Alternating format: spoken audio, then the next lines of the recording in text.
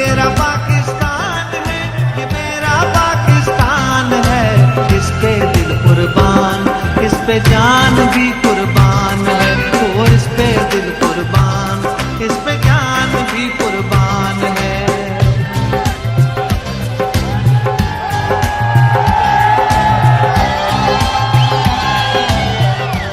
बिस्मिल्लाह, बिस्मिल्लाहिर्रहमानिर्रहीम। इय्याका नअबुदु व इय्याका नस्तईन। अल्लाह, तेरी इबादत करते और सिर्फ तेरे से मदद मांगते हैं मौला। लाहौर, आज पहले तो मैं जिस तादाद में आप आज हॉकी स्टेडियम में आए, जश्न आजादी बनाने के लिए, मैं खास तौर पे अपनी बहनों को खुशामदीद कहता हूं। आज वो मुल्क खुशकिस्मत है जिसकी माएं और बहनें आजादी का जज्बा रखती हैं, जिनमें शऊर होता है। और वो मुल्क खुशकिस्मत है जिसर इस तरह के जुनूनी बाशऊर नौजवान होते हैं।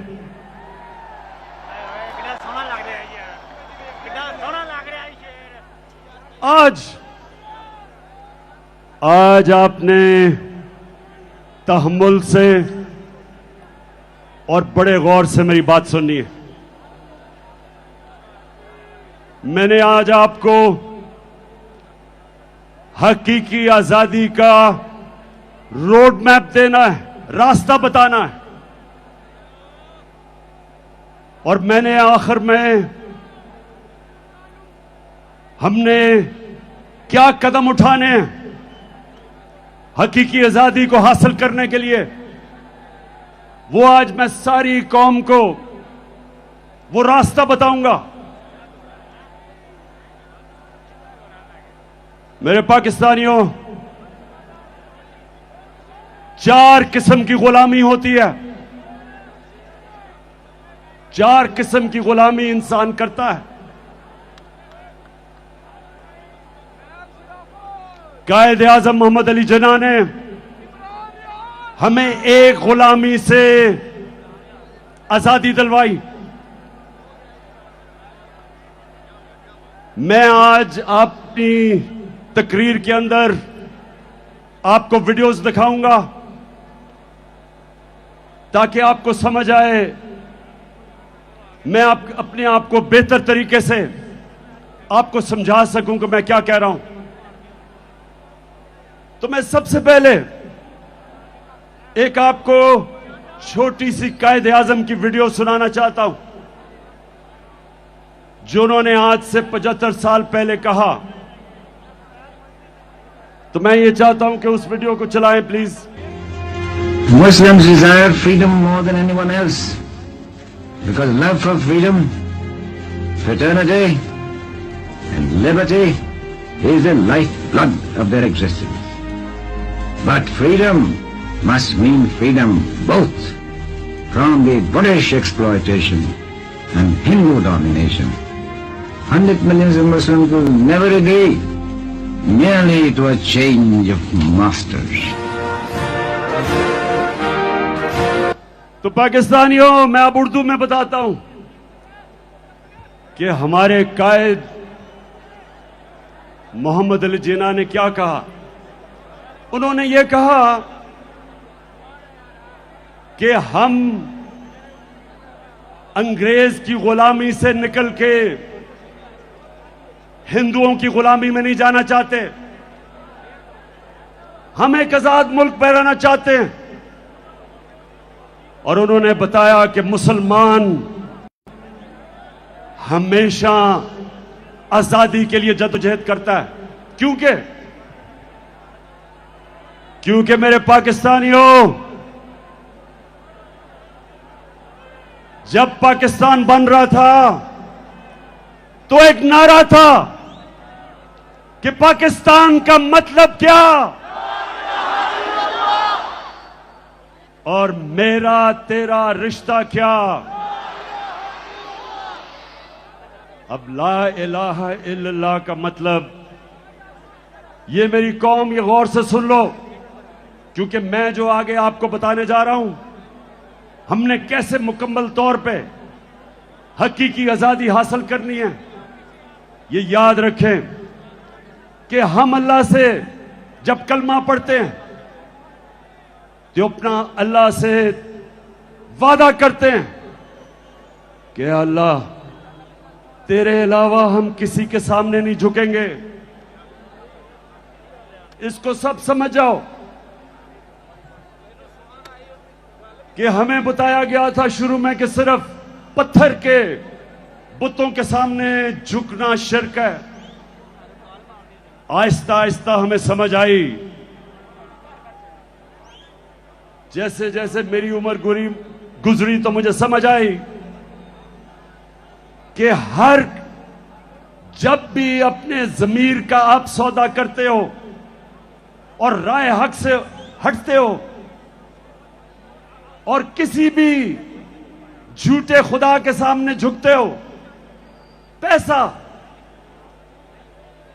पैसे के बुत और सबसे खतरनाक गुलामी का बुत खौफ का बुत है जो इंसान को गुलाम बना देता है।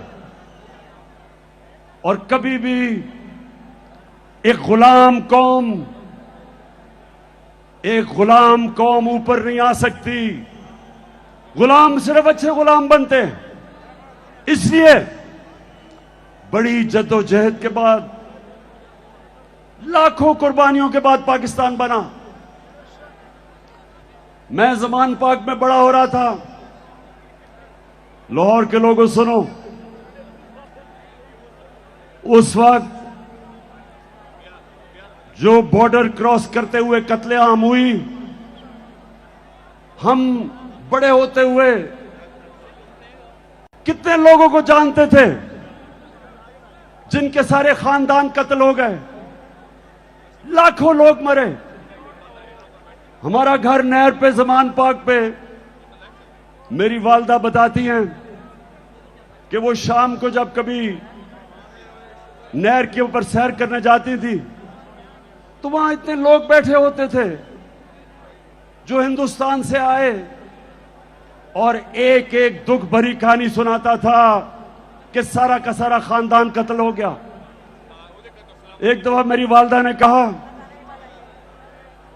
कि बड़ी औरतें, 5-6 औरतें भागी भागी आ रही थी, उनसे पूछती हैं कि पाकिस्तान आ गया।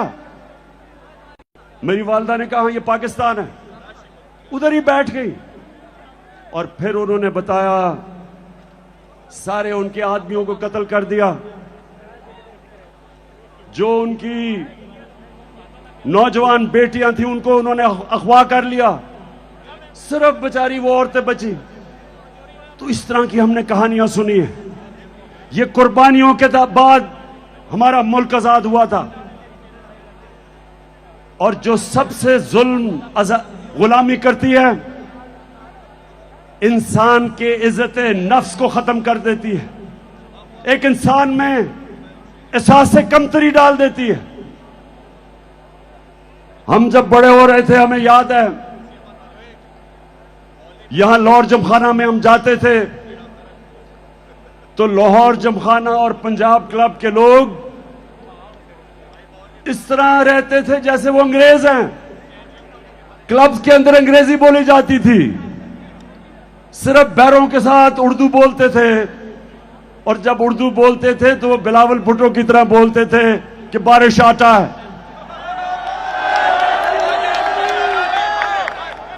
यानी कि एहसास से कमतरी ऐसे थी कि पाकिस्तानी अंग्रेज बनना चाहते थे, और ये गुलामी करती है। लाहौर के लोगों, जब मैं पहली दफा आज से 50 साल पहले इंग्लैंड में क्रिकेट खेलने गया तो मैं तो सिर्फ 18 साल का था। तो मुझे अभी भी याद है, मेरे सीनियर प्लेयर मुझे कहते, ये कानों ने सुना कि इमरान सोचो भी ना कि हम अंग्रेज को हरा सकते हैं, अगर इज्जत से हार के वापस आ गए तो बहुत बड़ी कामयाबी होगी। एहसास कमतरी थी, जीते हुए मैच हम हार जाते थे क्योंकि हमारे अंदर खुद एतमादी नहीं थी कि हम जीत सकते हैं। 70 की दिहाई में अच्छी भली अच्छी टीमें थी, कोई मैच नहीं जीतती थी। बड़े बड़े मैच जब आते थे एहसास कमतरी की वजह से घबरा के हार जाते थे, और जब 80 की दिहाई में कमजोर टीमें थी, लेकिन क्योंकि ज़हनी तौर पे हम आजाद हो गए थे, हारे हुए मैच जीतते थे। यही पाकिस्तान का हाल है कि वो गुलामी से जो एहसास कमतरी थी उससे हम निकले नहीं। तो पहली गुलामी से तो कायदे आजम ने हमें आजाद किया, और इंशाअल्लाह आज हम उसका पूरा जश्न बनाएंगे। 12 बजे हम 14 अगस्त को उसका शानदार इस्तकबाल करेंगे, सब मिलके पाकिस्तान का तराना गाएंगे।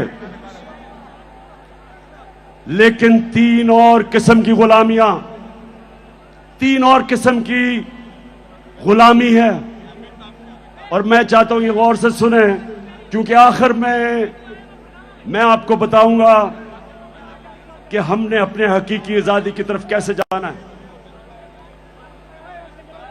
जो दूसरी किस्म की गुलामी है वो ज़हनी गुलामी, और वो मैं जब अपनी सारी कौम को मदीना की रियासत का बताता हूं तो मेरे नबी सल्लल्लाहु अलैहि वसल्लम ने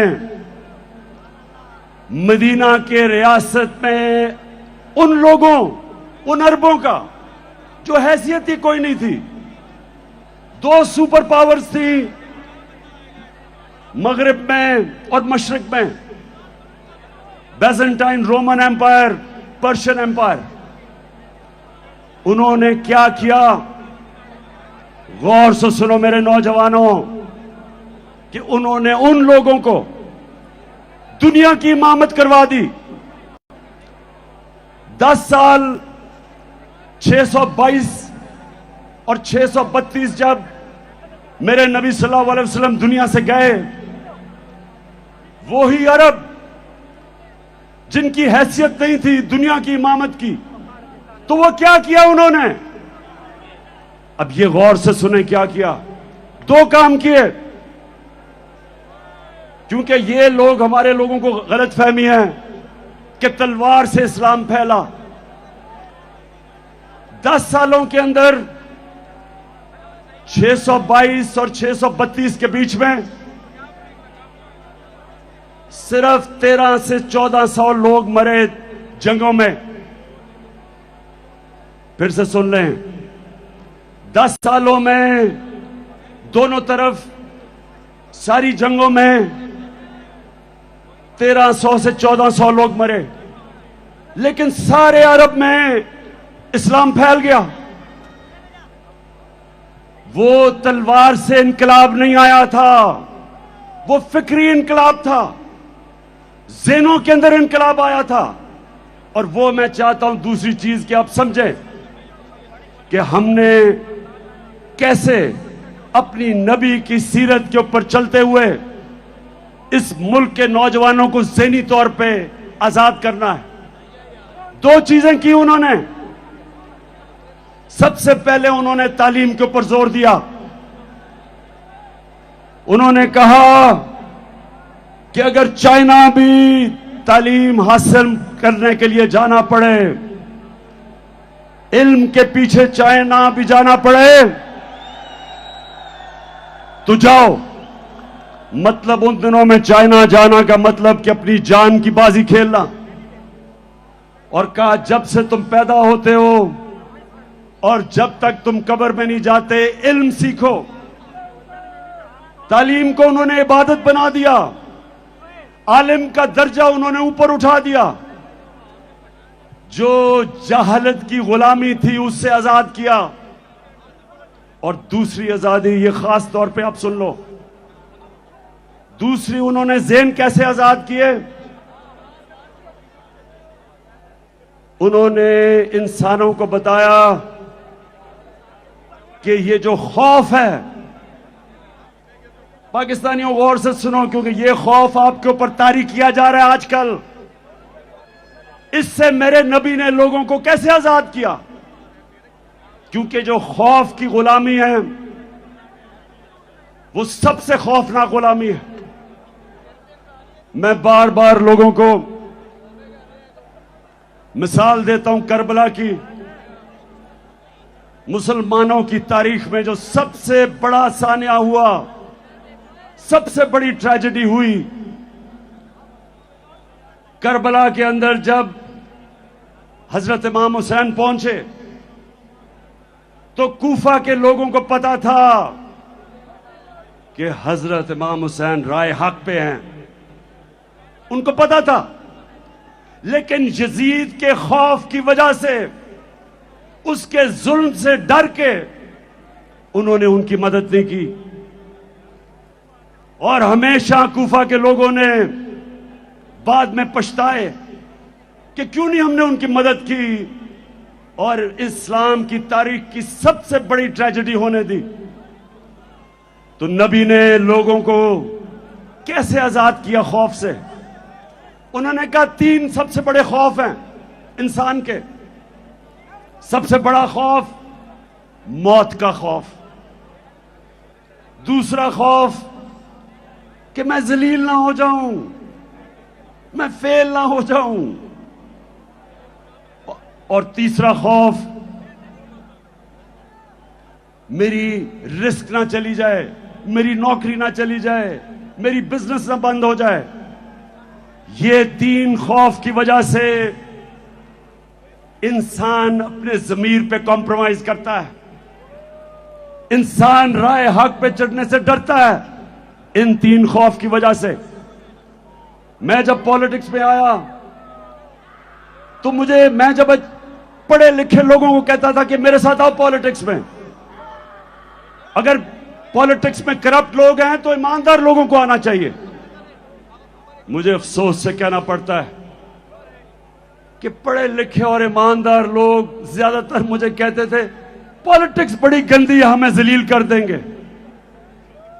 मैं आज भी लोगों को कहता हूं, ये जो मेरे घटिया मुखालिफ 26 साल से मेरे किरदार कुशी कर रहे हैं, 26 साल से मेरे ऊपर इन्होंने हर किस्म का किताबें मेरे ऊपर गंदी लिखवाई, हर किस्म के मेरे ऊपर इन्होंने बदनाम करने की कोशिश की।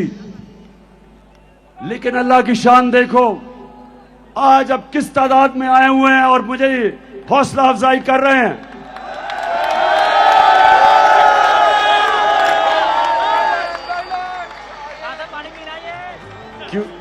क्योंकि मेरे पाकिस्तानियों, ये अल्लाह ने कुरान में लिखा हुआ है कि इज्जत और जिल्लत मेरे हाथ में है। नहीं तो अमीर लोग, पैसे वाले लोग इज्जत खरीद सकते, लेकिन इज्जत नहीं खरीद सकते। और नहीं तो कमजोर और गरीब जलील होते। ऐसा नहीं है। और जिंदगी मौत, यह भी मैं आज आप सबको बता दूं कि आज तक किसी ने कोई बड़ा काम नहीं किया जो मौत से डरता है। कोई फौजी ने आज तक बड़े तगमे नहीं लिए जो मौत के खौफ के ऊपर काबू नहीं पाता। पहला आदमी जो माउंट एवरेस्ट पे चढ़ा था, सबसे ऊंचा पहाड़ दुनिया में, एडमंड हिलरी, उससे पहले जितनों ने भी कोशिश की थी माउंट एवरेस्ट पे चढ़ने की, या वो मर गए थे और या फेल हो गए थे। तो जब वो पहला आदमी माउंट एवरेस्ट पे चढ़ा, उसने अपने मौत के खौफ के ऊपर काबू पाया। और ये मदीना की रियासत में मेरे नबी ने किया, इंसानों को आजाद कर दिया, मौत का खौफ चला गया, पैसे की लालच वो चली गई, क्योंकि रिस्क तो अल्लाह के हाथ में। और उनको ये पता चल गया कि कोई इंसान हमें जलील नहीं कर सकता, मेहनत हम करेंगे, ऊपर वाला दिलों के राज जानता है, और उसके ऊपर ईमान रख के वो लोग, आजाद लोग, उनकी परवाज, जिस तरह अल्लाह कुरान में कहता है कि जब इंसान, सबसे अजीम मखलूक अल्लाह की, इंसान फरिश्तों से भी ऊपर चला जाता है, लेकिन जब गिरता है जानवरों से भी नीचे चला जाता है। तो हमारे हाथ में अब पाकिस्तानियों, ये ज़हनी आजादी की तहरीक, कि हमें पहले इत्मीनान होना चाहिए कि हम नबी सल्लल्लाहु अलैहि वसल्लम की उम्मत है, दुनिया के सबसे अजीम लीडर की उम्मत है। हमें ये जमीन में चूंटियों की तरह रेंगने की जरूरत नहीं। हम हाथ फैला के दुनिया के सामने क्यों फिरते हैं? हम वो कौम है, पाकिस्तान वो कौम है जो 27वीं रमजान पे पाकिस्तान बना था। अल्लाह ने इस मुल्क को हर किस्म की नेमत दी है, लेकिन कोई भी कौम जो गुलाम होती है, गुलाम ज़हनियत की, वो कभी उसकी परवाज ऊपर नहीं होती। तो दूसरी चीज कि हमने अपने बच्चों को नबी सल्लल्लाहु अलैहि वसल्लम की सीरत पढ़ानी है। मैं जब प्राइम मिनिस्टर था, मैंने रहमतुल लिल आलमीन अथॉरिटी बनाई, बड़े बड़े स्कॉलर्स को उसमें बिठाया। उस अथॉरिटी का मकसद यह था कि कॉलेजेस और स्कूलों में हमारे नबी सल्लल्लाहु अलैहि वसल्लम की जिंदगी हमारे बच्चों को बताएं, ताकि उनके कैरेक्टर मजबूत हों, ताकि वो ज़हनी तौर पे आजाद हों। और सबसे बड़ी चीज ये कि वो मगरबी तहजीब के गुलाम ना बन जाएं। जब तक उनको अपनी तारीख का, अपने दीन का नहीं पता चलेगा, तो मगरबी तहजीब इतनी इस वक्त छाई हुई है कि हमारे बच्चे उनकी गुलामी करेंगे।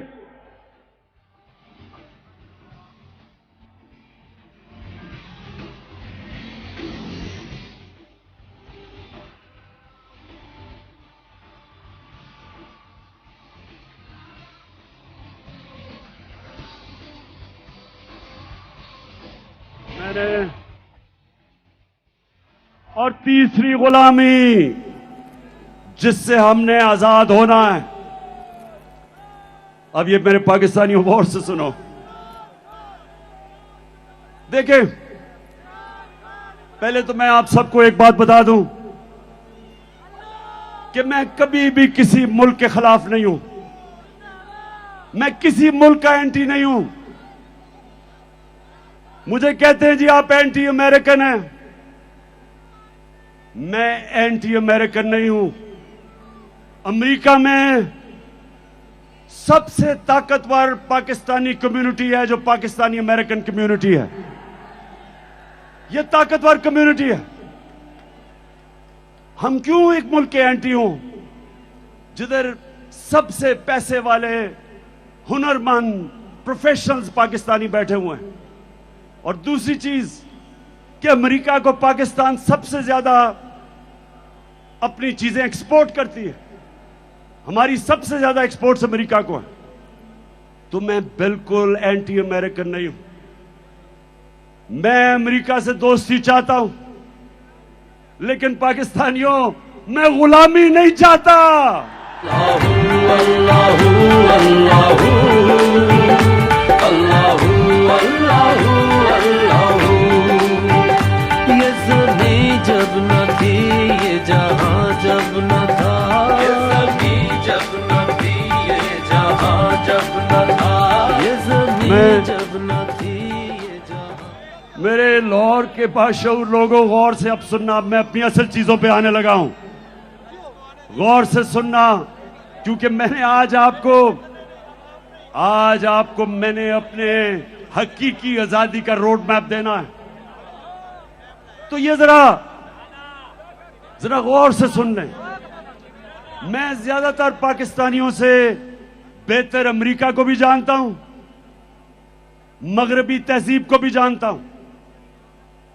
क्रिकेट की वजह से कई साल मैं उनके बरतानिया में रहा, यूनिवर्सिटी उधर गई, दोस्तियां मेरी थी वहां। मैं उनके कल्चर को अंदर से जानता हूं। अब जो मैं आपको चीज सुनाना चाहता हूं वो ये कि मैं जो उनकी साइकी जानता हूं वो ये, अगर आप उनके पैरों में गिरते हैं वो आपको इस्तेमाल करेंगे, अगर आप उनकी चमचागिरी करेंगे वो आपकी इज्जत नहीं करेंगे, लेकिन अगर आप अपने मुल्क के मफादात के लिए खड़े होंगे उनको अच्छा नहीं लगेगा, लेकिन वो आपकी इज्जत करेंगे। तो मैं जब सियासत में आया आज से 26 साल पहले, 2 वजह से मैं पॉलिटिक्स में आया। एक, जिसकी मैं अभी जो चौथी गुलामी है उसकी बात करूंगा, इंसाफ के लिए, और एक इसके लिए जो हम अपनी खुददारी खो बैठे। मैं ये चाहता हूं कि आप चलाएं कि मैं जब 26 साल पहले पॉलिटिक्स में आया था तो मैं क्या कह रहा था, ताकि आपको ये ना लगे कि मैं ऐसे ही लोगों को वरगलाने के लिए, वोट लेने के लिए मैं अमेरिका के खिलाफ बात करता हूं। ये जरा गौर से सुने कि मैं शुरू में जब पॉलिटिक्स में आया था तो मैं क्या कहता था। हमारी तहरीके इंसाफ, अगर आप इसकी फॉर्म देखें तो इसके ऊपर लिखा हुआ है अय्या का नाबुदो व अय्या का नस्ताईन, और वो इसलिए कि जो भी तारीख ज्वाइन करना चाहता है आपने किसी भी इंसान के सामने झुकना नहीं। किस्मतें करते हैं, कभी अमेरिका के सामने, कभी बैंकों के सामने, कभी बैरूनी मुल्कों के सामने। मैं आपको ये बताना चाहता हूँ कि तहरीक इंसाफ का नस्ल ये है किया का नाबुदो व अय्या का नस्ताईन, यानी कि सिर्फ अल्लाह की इबादत करते हैं और उसी से ही मदद मांगते हैं, इंसानों के सामने नहीं हम झुकते। पाकिस्तान का मतलब क्या था? ला इलाहा इल्लल्लाह। ला इलाहा इल्लल्लाह का क्या मतलब है? अल्लाह तेरे सिवा किसी के सामने नहीं झुकूंगा। और ये भी मेरा आपसे वादा है, आज तक ना मैं कभी किसी के सामने झुका हूं, पाकिस्तानियों कभी आपको किसी के सामने झुकने नहीं दूंगा। Will you allow the American government to have CIA here in Pakistan? Absolutely not.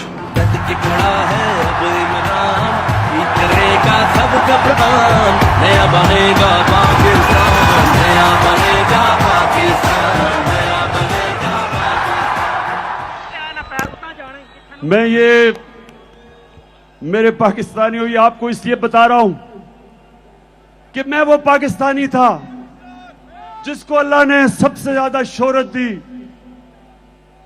पैसा मेरी जिंदगी के मुताबिक बहुत था, मुझे क्या जरूरत पड़ी थी कि अगर मैं जाती मफादात के लिए पॉलिटिक्स में आता, कि जिस इंसान को अल्लाह ने सब दिया था उसको क्या जरूरत पड़ी थी कि 26 साल अपनी जिंदगी के पॉलिटिक्स में गुजारे और इन गंदे लोगों के साथ मथा लगाए।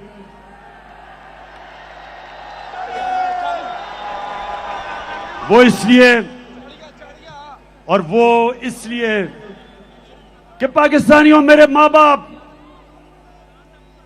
जब मैं बड़ा हो रहा था हमेशा मेरी मां ने और मेरे बाप ने कहा कि तुम्हें अंदाजा नहीं, तुम कितने खुशकिस्मत हो कि तुम एक आजाद मुल्क में पैदा हुए हो। हमारे से पूछो गुलामी क्या थी। अंग्रेज के ऑफिस में जाते थे तो आम जो उस वक्त इंडियंस थे उनके लिए सिर्फ चंद इंडियंस को बैठने की इजाजत थी।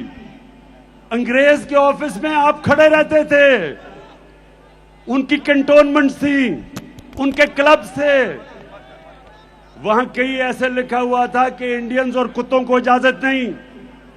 ये होती है गुलामी। तो मैं बचपन से इस चीज का मुझे एहसास था और मैंने अपने मुल्क में एहसास कमतरी देखी अंग्रेज की गुलामी की वजह से। और हमेशा जब मैं क्रिकेट की खेलों में जाता था तो हम एक वो टीम जो कोई मैच नहीं जीतती थी, क्रिकेट की ग्राउंडों के ऊपर आहिस्ता आहिस्ता एक वक्त आया कि हमने अंग्रेजों को भी हराया, दुनिया को हराया, वर्ल्ड चैंपियंस बन गए। और मुझे फख्र था इस चीज का कि मैंने अपने मुल्क को ऊपर लेके गया। लेकिन मुझे हमेशा अफसोस होता था कि जब मैं अपने हुक्मरान, कोई बाहर से गोरा आता था, उसके सामने हाथ बांध के खड़े हो जाते थे, शर्म आती थी मुझे। और जब 26 साल पहले पॉलिटिक्स में आया तो ये जो आप सुन रहे हैं, ये आज से नहीं मैं बातें कर रहा। मेरी मोटिवेशन थी कि अल्लाह तूने मुझे कभी मौका दिया तो मैं अपने मुल्क को पैर पे खड़ा करूंगा, एक खुददार कौम बनाऊंगा और कभी किसी के सामने नहीं झुकने दूंगा।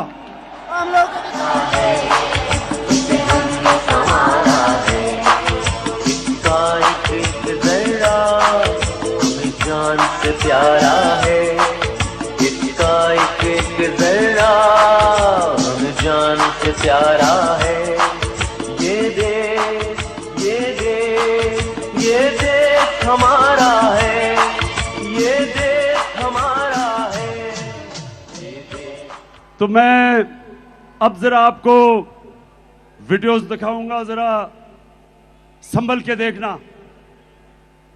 इन लोगों की मैं बात कर रहा हूं जो हमें शर्मिंदा करवाते थे, जिनको अपनी तो इज्जत नहीं थी, कौम की भी इज्जत मिट्टी में लगा देते थे। तो सबसे पहले हमारा डिफेंस मिनिस्टर और फॉरेन मिनिस्टर, वो जरा अमेरिका के मुतालिक क्या कह रहा है, जरा दिखाओ। अमेरिका जो है अगर जो है वो चाहे तो इस वक्त पाकिस्तान के लिए इतनी माशी जो है डिफिकल्टीज क्रिएट कर सकता है कि मैं समझता हूं कि हो सकता है हम जो है, जो हमारा ऑयल बिल जो है अदा करने के लिए हमारे पास पैसे ना रहे। ऑलरेडी जो माशी हालात जो है हमारे इंतहाई मखदूश हैं। ये सारे वेंटिलेटर जो है ना, ये लगे हुए हैं अमेरिका की मर्जी से लगे हुए हैं। अमेरिका चाहे तो ये सारे के सारे जो हमें जो इस वक्त ड्रिप्स लगी हुई हैं या वेंटिलेटर लगे हैं,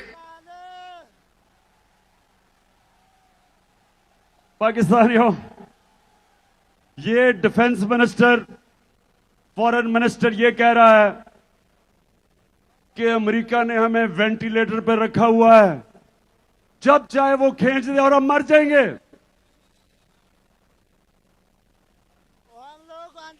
मैं पहले तो इससे पूछता हूं कि ये इस नौबत पे लेके कौन आया? 30 साल तो तुम दो खानदान इस मुल्क के ऊपर हुकूमत कर रहे थे, वेंटिलेटर पे डाला किसने? इस मुल्क का खुद पैसा चोरी करके बाहर महलात, अरबों डॉलर्स की प्रॉपर्टीज, बैंक अकाउंट्स,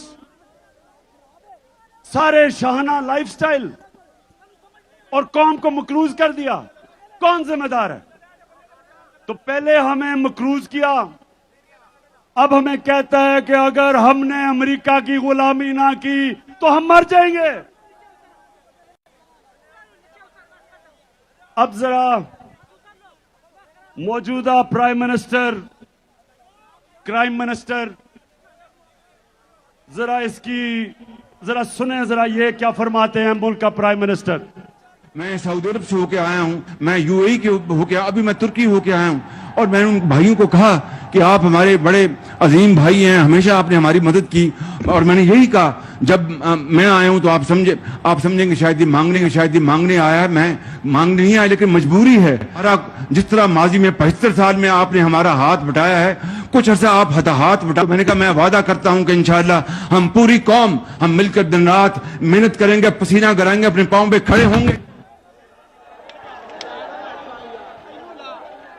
अब मुझे बताएं पाकिस्तानियों, मुझे बताएं आप कि जब आप मुल्क का प्राइम मिनिस्टर और उस मुल्क का डिफेंस मिनिस्टर ये कहते हैं कि अमेरिका के बगैर हम जी नहीं सकते, तो मुझे बताएं आप सबकी क्या इज्जत होगी? हरे पासपोर्ट की दुनिया में क्या इज्जत होगी? जिस मुल्क के प्राइम मिनिस्टर भिखारियों की तरह फिरते हैं, उस कौम के शहरियों की दुनिया में क्या इज्जत होगी? और मैं इसलिए पॉलिटिक्स में आया था क्योंकि मैं इंटरनेशनल क्रिकेट खेलता था और मुझे पता था कि हम जब दुनिया में जाते थे तो हमारे पासपोर्ट की हमें किस तरह बेइज्जत होना पड़ता था। वो इसलिए कि जब हुक्मरान भिखारियों की तरह अपनी बाहर जाते दें डॉलर्स बाहर और मुल्क को मकरूज करके और फिर झुके सामने। अब जरा देखें कि पाकिस्तान का प्राइम मिनिस्टर नवाज शरीफ जब प्रेसिडेंट ओबामा से मिला तो जरा उसको फरमाएं, उसकी जरा देखें कि हालत क्या थी, कंपें टांग रही थी।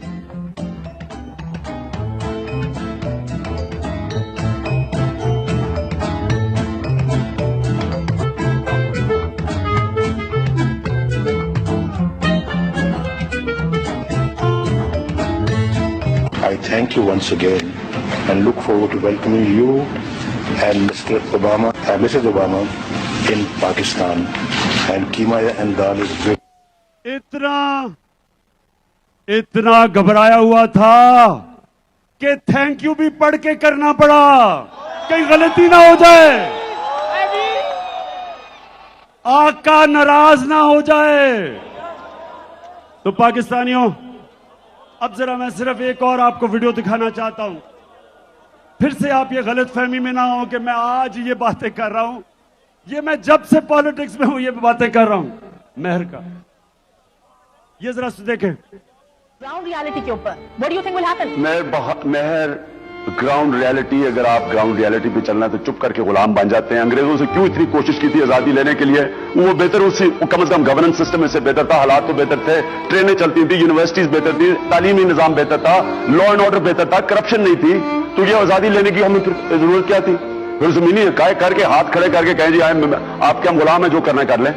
आप फैसला कर ले, फिर क्या कहना है? या तो आप फैसला करें कि आप एक आजाद मुल्क की तरह रहना चाहते हैं, खुददार मुल्क, एक बाइज्जत मुल्क, या ये बेशर्मी की तरह जिल्लत उठानी पड़ती है, वहां से हर दूसरे दिन गोरा आके झाड़ा देके चला जाता है और डूम और करके जाता है कि और अपने लोगों को मारो।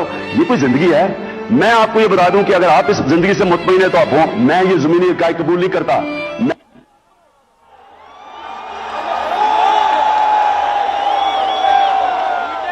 सो पाकिस्तानियों जरा गौर, अभी 12 बजे तक मैंने अभी जरा आखिर पॉइंट पे भी आना है, लेकिन मैं ये समझाना आपको चाह रहा हूं कि मेरा जो कायद था, कायद आजम मोहम्मद अली जिन्ना, अपनी तारीख की किताबें पढ़ें। एक गुलाम हिंदुस्तान में एक आजाद लीडर था, उसके सारे मुखालिफ इज्जत करते थे, खुददार था, कभी किसी के सामने नहीं झुकता था। हम उसको लीडर मानते हैं। और हम पाकिस्तानियों, आप ये सुना, हमने कितनी भारी कीमत अदा की अमेरिका की गुलामी करके। मैं फिर से आज आपको कहता हूं कि मैं अमेरिका से दोस्ती कर रहा था, लेकिन मैं गुलामी करने के लिए तैयार नहीं था। मैंने प्रेसिडेंट ट्रंप से मेरे ताल्लुकात ठीक थे, क्योंकि वो वापस इज्जत देता था। जब मैं वॉशिंगटन गया, अपनी पाकिस्तानी कम्युनिटी अमेरिकन से पूछे कि जिस तरह का उसने प्रोटोकॉल मुझे दिया, कितने और पाकिस्तानी प्राइम मिनिस्टर्स को दिया पहले, क्योंकि वो इज्जत करते हैं उनकी, जो अपनी इज्जत करवाते हैं।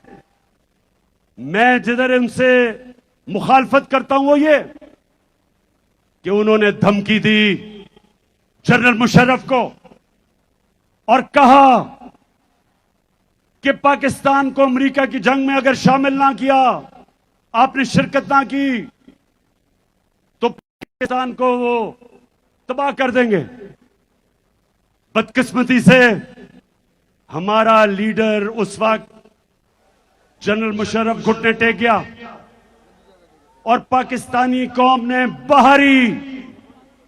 बाहरी कुर्बानी अदा की उसके लिए। जो अमेरिका में दहशतगर्दी हुई थी, न्यूयॉर्क में 2500 अमेरिकन मरा था, उनकी जंग में शिरकत करके 80,000 पाकिस्तानी कुर्बान हुआ। दुनिया की तारीख में पहली दफा गुलामी की यह इंतहा थी कि जंग उनकी लड़ रहे हैं, हमारे फौजी कुर्बानियां दे रहे हैं, हमारे शहरी कुर्बानियां दे रहे हैं, और हमारे ऊपर 400 ड्रोन अटैक किए अमेरिका ने। ड्रोन अटैक का मतलब कि देहातों में जाके बमबारी करके लोग मारते थे। कौन सा मुल्क इजाजत देता है कि कोई और मुल्क फैसला करे कौन सा पाकिस्तान में दहशतगर्द है और आके उसको मार दे? हमारा दहशतगर्द अल्ताफ हुसैन 30 साल से बैठा हुआ है बर्तानिया में, हजारों लोग मरवाए उसने। क्या बर्तानिया पाकिस्तान को इजाजत देगा कि हम अल्ताफ हुसैन के ऊपर ड्रोन अटैक करें? वो नहीं करेंगे। वो कहेंगे ये हमारे कानून के खिलाफ है, अदालत में जाके साबित करो कि वो दहशतगर्द है। तो हमारे मुल्क में आप फैसला करके जिसको मर्जी 400 ड्रोन अटैक किए, एक मदरसे के ऊपर ड्रोन अटैक करके 60 बच्चों को मार दिया, और यहां चूहे बैठे हुए थे, किसी की जरूरत नहीं थी अमेरिका को कहे कि तुम जुल्म कर रहे हो। एक तहरीक इंसाफ ने ड्रोन अटैक्स के खिलाफ धरने दिए, बाकी ये जो नवाज शरीफ और आसिफ जरदारी, इनके मुंह से चू नहीं निकलती थी, क्योंकि इनके अरबों डॉलर बाहर पड़े हुए थे और ये डरते थे कि कभी भी इनका पैसा जब्त कर सकते हैं। ये पैसे की पूजा करने वाले हमारे मुल्क में जुल्म हुआ, इन्होंने जुल्म होने दिया, हमें टिश्यू पेपर की तरह इस्तेमाल होने दिया। मैं एंटी अमेरिकन नहीं हूं, लेकिन मैं अपने लोगों के मफादात के ऊपर किसी किस्म की कॉम्प्रोमाइज नहीं करने के लिए तैयार। फिर जरा सुने, फिर सुने, हमें हमारे एम्बेसडर असद मजीद वॉशिंगटन में, पाकिस्तानी एम्बेसडर, उसको मिलने आता है एक अमरीकी अंडर सेक्रेटरी ऑफ स्टेट, उसका नाम था डोनाल्ड लू। जरा गौर से सुने पाकिस्तानियों, ताकि आपको पता चले कि किस तरह हमारे मुल्क की जिल्लत हुई। वो आके हमारे एम्बेसडर को कहता है कि इमरान खान जो तुम्हारा प्राइम मिनिस्टर है, अगर तुमने अदम एतमाद की वोट पे उसको ना हटाया तो धमकी दी, तुम्हें मुश्किलों का सामना करना पड़ेगा। और कहता वो इसलिए कि वो रूस चला गया, रूस का दौरा किया उसने। जब मुझे ये पता चला, मैंने अपने फॉरेन ऑफिस को कहा कि ये होते कौन है मुझे कहने वाले कि मैं रूस क्यों गया। क्या मैं इनका गुलाम हूं? लाजिम है कि हम भी देखेंगे, हम देखेंगे, हम देखेंगे, लाजिम है कि हम भी देखेंगे, हम देखेंगे। तुम मेरे लाहौर के बाशऊर शहरियों थक तो नहीं गए? ये आजादी की जश्न की राहत है। अभी मैंने आपको बताना है कि मैंने आपके साथ मिलके, आपने मेरे साथ मिलके इस मुल्क में हकीकी आजादी कैसे छीननी है। तो धमकी देता है कि जी रूस क्यों चला गया? मैं रूस इसलिए गया कि मेरे लोगों का फायदा था उसमें। मैं चाहता था कि मेरे लोगों को सस्ता तेल मिले। जो हिंदुस्तान रूस से 40% कम कीमत पर तेल ले रहा है, मैं चाहता था कि हमने जो 20 लाख टन गंदम खरीदनी है, हम रूस से सस्ते दाम पे लें। उनके सदर पुतिन से मैंने बात की थी, वो तैयार थे हमारी मदद करने के लिए। हमने गैस लेनी थी आगे जाके रूस से, तो वो इतने नाराज हुए कि जनाब इमरान खान को हटा दो। इसने हमारा हुक्म नहीं माना। अब मैं आपको दो मुल्कों के फॉरेन मिनिस्टर्स दिखाना चाहता हूं। पहले हिंदुस्तान का फॉरेन मिनिस्टर, उसको हुक्म दिया, उसको कहा कि जनाब आप रूस से तेल ना खरीदें। अब ये गौर से सुने, हिंदुस्तान अमेरिका का स्ट्रेटेजिक एलाय है। हमारा कोई अमेरिका के साथ अलायंस नहीं है। हिंदुस्तान अमेरिका का स्ट्रेटेजिक एलाय है। और उनको जब अमेरिका ने कहा कि आप रूस से तेल ना खरीदें, तो उनके फॉरेन मिनिस्टर ने क्या कहा, ये देखें। By purchasing oil for national interest, India is being asked, are you funding this war? Tell me if buying Russian gas is not funding the war? I mean, why is it's only Indian money and oil coming to India which funds, but it's not gas coming to Europe which funds? I mean, look, somewhere, I mean, let's be a little even-handed out here. If countries in Europe and the West and the United States are so concerned, why don't they allow Iranian oil to come into the market? Why don't they allow Venezuelan oil to come into the market? I mean, they've squeezed every other source of oil we have. And then say, okay guys, you must not go into the market and get the best deal for your people. सुना? मैं जिनको समझ नहीं आए मैं समझाऊं। ये foreign minister को उन्होंने कहा कि रूस से तेल ना खरीदो। उसने आगे से कहा, तुम कौन होते हो मैं कहने वाले? यूरोप खरीद रहा है तेल उनसे। हमारे लोगों की जरूरत है, हम खरीदेंगे। ये होता है आजाद मुल्क। हमारे जब इनको ये जो इंपोर्टेड हुकूमत ये जब आई, तो हमने उनसे बात कर ली थी रूसियों से सस्ता तेल खरीदने की, लेकिन इनकी हिम्मत नहीं थी। यहां तेल की, पेट्रोल डीजल की कीमत आसमानों पे, जुर्रत नहीं थी कि कहें जी हमारे लोगों के लिए महंगाई है, गुर्बत की लकीर के नीचे जा रहे हैं लोग।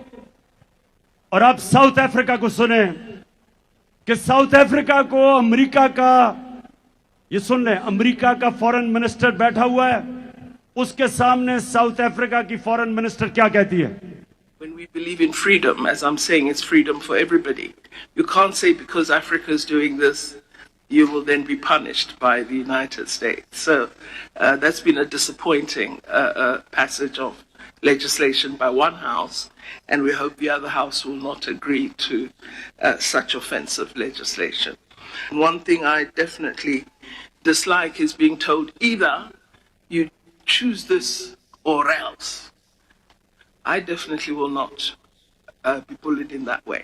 No. सुन लिया? उनकी फॉरेन मिनिस्टर कहती कि हमें ना डिक्टेशन दो कि हम क्या कर सकते हैं क्या नहीं कर सकते। तो अगर वो हिंदुस्तान जो हमारे साथ आजाद हुआ था उनमें इतनी खुददारी है कि वो अपने लोगों के मफादात के मुताबिक अपनी फॉरेन पॉलिसी बनाते हैं, तो ये हमारे कौन आ गए हैं कि जो उनके पैरों में लेटे हुए हैं, कहते हैं हम वेंटिलेटर पे हैं, वो अगला कहता है बेगर्स आर नॉट चूजर्स। तो मैं आज पाकिस्तानियों इस गुलामी के खिलाफ हूं। मैं आज वाज़ेह कर दूं कि मैं इस कौम को कभी कभी किसी की गुलामी नहीं करने दूंगा। मैं अपनी कौम को इकट्ठा करूंगा। हम बहैसियत कौम मिलके अपने कर्जे उतारेंगे।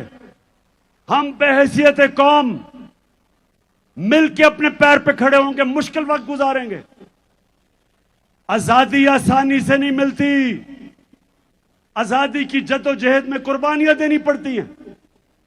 मुझे पता है कि मेरी कौम तैयार है कुर्बानियों के लिए, मुझे पता है। लेकिन ऊपर वो बैठे हुए हैं जो पैसे के गुलाम हैं, और हकीकी आजादी की जद्दोजहद तब तक जारी रहेगी जब इस हुकूमत इंपोर्टेड हुकूमत को हम फारग नहीं करते और इलेक्शन नहीं करवाते। हम मिलके इस मुल्क में जद्दोजहद करेंगे।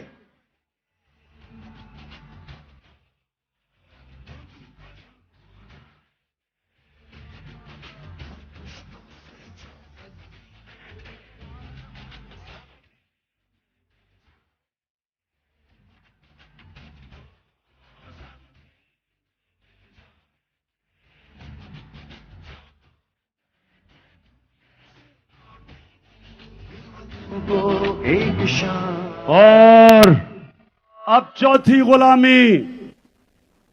अब मेरे पाकिस्तानियों ये गौर से सुने, ये जो आखिरी गुलामी जिसके लिए हमने हकीकी की जंग लड़नी है, हकीकी आजादी की, ये सबसे ज्यादा एक माशरे में तबाही मचाती है।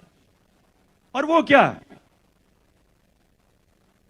नबी सल्लल्लाहु अलैहि वसल्लम ने मदीना की रियासत में एक तो ज़हनी तौर पे लोगों को आजाद किया, और दूसरा उन्होंने अदल और इंसाफ दे के इंसानों को आजाद किया। जानवरों की बस्तियों में और इंसानों की बस्तियों में क्या फर्क है? जानवरों की बस्तियों के अंदर जो ताकतवर है वो जो मर्जी करे, कमजोर अपनी जान बचा के फिरता है। कमजोर की कोई अहमियत नहीं, उसके कोई हुकूक नहीं, वो छुपता फिरता है।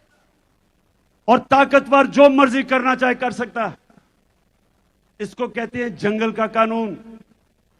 इंसानी माशरा इंसाफ पे बनता है। इंसाफ का क्या मतलब है? कि कमजोर को ताकतवर से कानून तहफ़्फ़ुज़ देता है, जिसको अंग्रेजी में रूल ऑफ लॉ कहते हैं, जिसको हम कानून की हुक्मरानी कहते हैं। इसके बगैर एक माशरे में लोग आजाद नहीं हो सकते। अब देहातों में निकल जाएं, बेचारा कमजोर आदमी वो फंसा हुआ है थाने कचहरी की सियासत में, उसको हर किस्म की, वो हर जगह जाके उसको मुश्किल। ताकतवर कानून तोड़े, चोरी करे, डाके मारे, उसके पास वसाइल होते हैं, उसको इंसाफ का निजाम नहीं पकड़ सकता। नबी सल्लल्लाहु अलैहि वसल्लम ने मदीना में इंसाफ दे के इंसानों को आजाद किया। हजरत अली रजी अल्लाह ताला एक यहूदी शहरी से केस हार जाते हैं, खलीफा वक्त होते हैं, क्योंकि काजी उनके बेटी की गवाही नहीं कबूल करता। आप सोचें कि वो क्या इंसाफ का निजाम होगा कि आम शहरी वक्फ के हुक्मरान से केस जीत सकता है, और वो भी एक अकलियत वो मुल्क के हुक्मरान से केस जीत सकती है। ये था इंसाफ का निजाम, और वो इंसाफ के निजाम की वजह से लोग आजाद हो गए। एक बड़ा फेमस वाकया, एक शहजादा तवाफ कर रहा था खाना काबा की, एक गुलाम का पैर आ गया उसके चोगे के ऊपर, उसने उसको मारा। गुलाम ने जाके नबी सल्लल्लाहु अलैहि वसल्लम को बताया कि मेरे से गलती से पैर आ गया और इसने मुझे मारा। नबी सल्लल्लाहु अलैहि वसल्लम ने शहजादे को बुलाया और गुलाम को कहा कि वापस मारो इसको, किसी को इजाजत नहीं, कोई कानून के ऊपर नहीं। मेरे पाकिस्तानियों, इस तरह वो आजाद हुए थे, इस तरह वो माशरा, दुनिया में आजाद लोगों का माशरा ऊपर उठ गया था। हमारे मुल्क में जब तक हम लोगों को उनके हकूक नहीं देंगे, कमजोर को ताकतवर से तहफ़्फ़ुज़ नहीं देंगे, हम लोगों को आजाद नहीं कर सकते। ये बदतरीन गुलामी है। हिंदुस्तान की तारीख, जो ऊपर से आता था, जो भी अटैक करता था हिंदुस्तान को, वो सीधा पहुंचता था पानीपत, जिधर जाके जंग लड़ी जाती थी पानीपत की। क्यों? क्योंकि लोग मुकाबला करने के लिए तैयार नहीं थे, क्योंकि वो गुलाम थे। सिर्फ आजाद माशरे अपनी आजादी के लिए लड़ते हैं। तो मेरे पाकिस्तानियों, मैं अब आपको एक वीडियो दिखाने लगा हूं कि हमारा पुरअमन एहतजाज था 25 मई को, उसमें हमारे साथ पुलिस ने क्या किया। हमारा हक था पुरअमन एहतजाज करने का। ये 3 दफा हमारे दौर में 3 दफा धरने दिए गए। 2 दफा फजलुर रहमान ने, 1 दफा कामपेन टांगनी बिलावल ने, 2 दफा डीजल ने, 1 दफा कामपेन टांगने वाली ने। हमने ना कोई रास्ते में रुकावट की, ना कोई मुश्किलें की, ना कोई एफआईआर रजिस्टर की।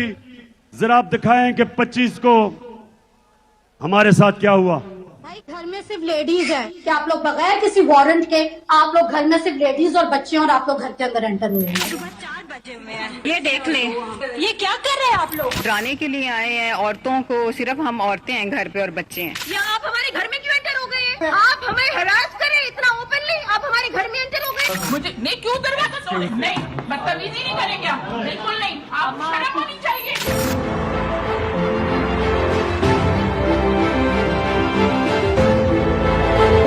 तरीका तो नहीं है कि 40 के 40 मर्द और गुंडों की तरह घरों के अंदर दरवाजे टाप के गेट तोड़ के अंदर घुस गए हैं। हम पे बदतमीजी की है, तशद्दुद की है, इतना मुझे मार के इतने बुरे तरीके से मेरी बेटी को थप्पड़ मारा है। पुलिस वाले पुलिस वैन में डाले में आए हैं 8 बंदे, और वो मेरे गेट के ऊपर से एक तो चढ़ के पार हुआ, फिर उन्होंने डाला मारा, मेरा गेट तोड़ दिया। क्या हुआ है? क्या हुआ? कुमार बिल्लू,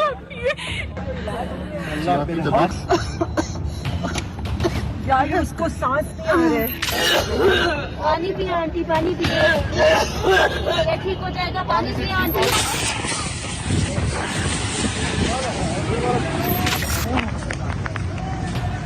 बाबा आंखों पानी। ओ बगैर तो छोटे-छोटे बच्चों में छालिंग हो रही है यहाँ पे। फैमिली और बच्चों में छालिंग हो रही है यहाँ पे। और इसको शेल मुंह पे इन्होंने मारा निशाना लेके।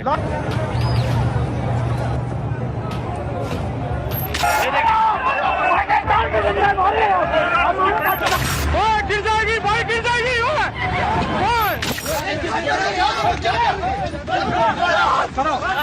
सर मार दिया इन नकारा खबीस लोगों ने। इन लोगों ने ख्याल नहीं किया।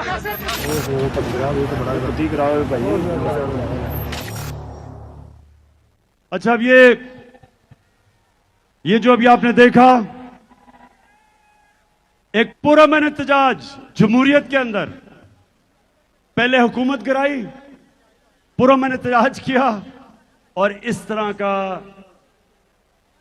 इस मुल्क की पुलिस ने मुल्क का आइन भी तोड़ा, मुल्क का कानून भी तोड़ा, और कमजोरों के ऊपर दहशतगर्दी की, खौफ फैलाने के लिए।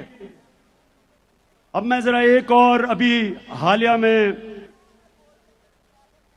शहबाज गिल, उसको उठा लिया, चलें वो कानून के सामने जाएगा, लेकिन तशद्दुद किया उसके ऊपर। उसको हर इंसान को मौका मिलना चाहिए अपने आप को बेकसूर साबित करने का। यह तो इंसाफ का निजाम है, इंसाफ का तकाजा है। उसको तशद्दुद किया, लेकिन सबसे खौफनाक चीज, उसके ड्राइवर की बीवी को उठा लिया और उसकी 10 महीने की बेटी। ये जरा आप देखें।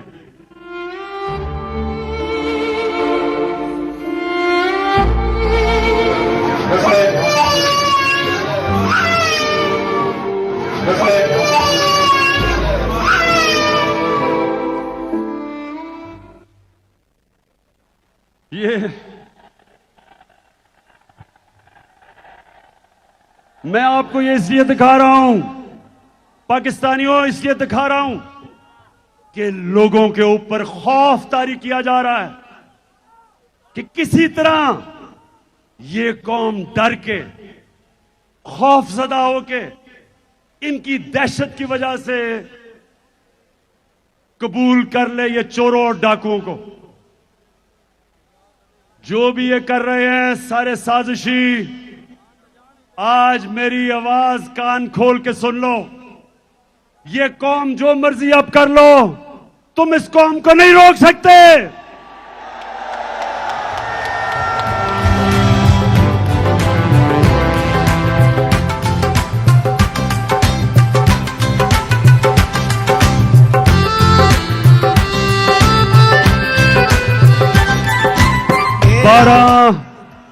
बारह बज गए हैं, लेकिन मैं आपसे 5-7 मिनट के बाद बात करके फिर हम सारे कौमी तराना गाएंगे और फिर जश्न बनाएंगे आतिशबाजी का 14 अगस्त का। वो इस पे दिल कुर्बान, इस पे जान भी कुर्बान है। तेरा पाकिस्तान है, ये मेरा पाकिस्तान है।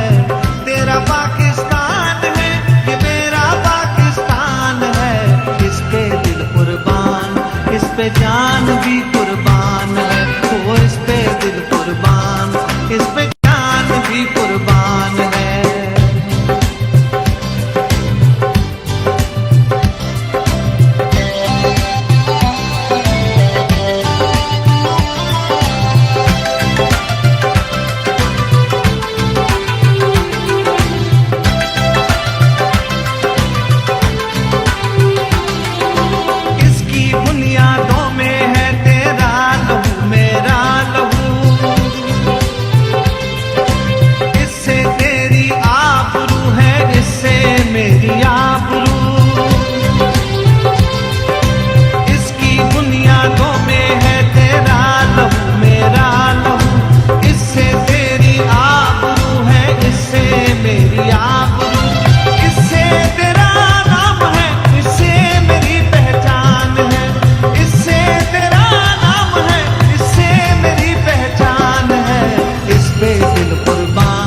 इस पे जान भी कुर्बान है। वो इस पे दिल कुर्बान, इस पे जान भी कुर्बान है। तेरा पाकिस्तान है, ये मेरा पाकिस्तान है। तेरा पाकिस्तान है, ये मेरा पाकिस्तान है। इस पे दिल कुर्बान, इस पे जान भी कुर्बान है। वो इस पे दिल कुर्बान, इस पे जान भी कुर्बान है।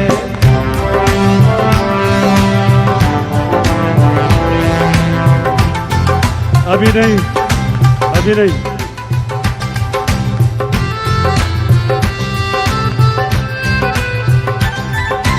एक दयारे नूरों निखत वादिये मेहरान है। नूर आंखों का मेरी खाके बलो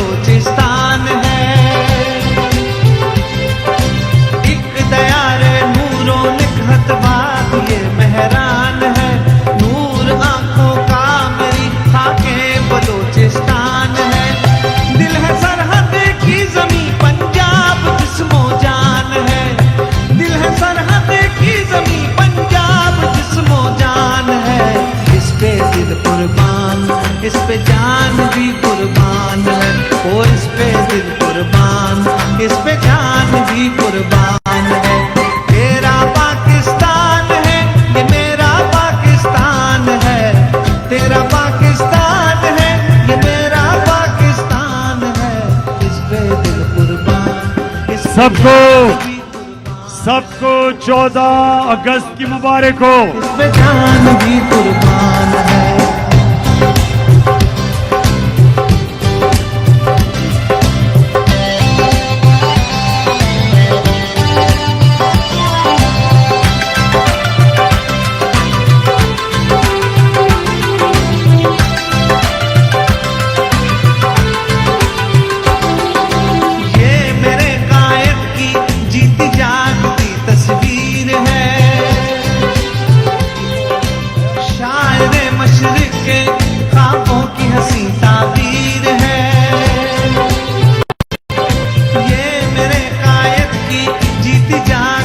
अपनी लाइट्स भी जलवा दें, लाइटें लाइटें, फोन्स की लाइटें।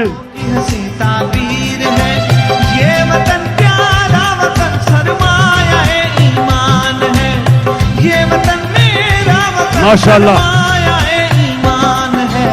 इस पे दिल कुर्बान, इस पे जान भी कुर्बान है, ओ इस पे दिल कुर्बान, इस पे जान भी कुर्बान है।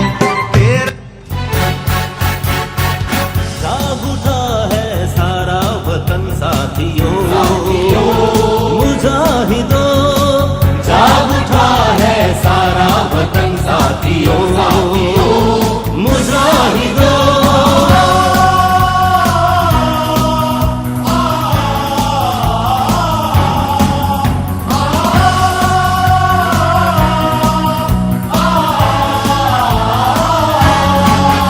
आज मजलूम जालिम से टकराएंगे, जालिम से टकराएंगे, अपनी ताकत जमाने से मनवाएंगे, जमाने से मनवाएंगे, साम्राज्य खुदाओं पे छा जाएंगे। साथ है मर्दोजन सर पे बांधे कफन, साथ है मर्दोजन सर पे बांधे कफन। जाग उठा है सारा वतन साथियों, मुजाहिदों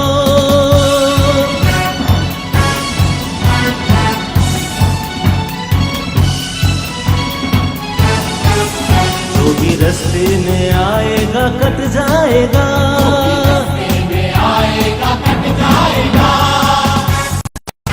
रन का मैदान लाशों से पट जाएगा,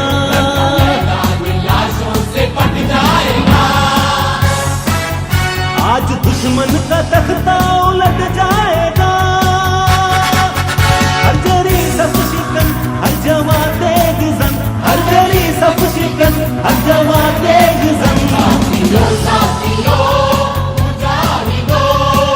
जाग उठा है सारा वतन साथियों, मुजाहिदों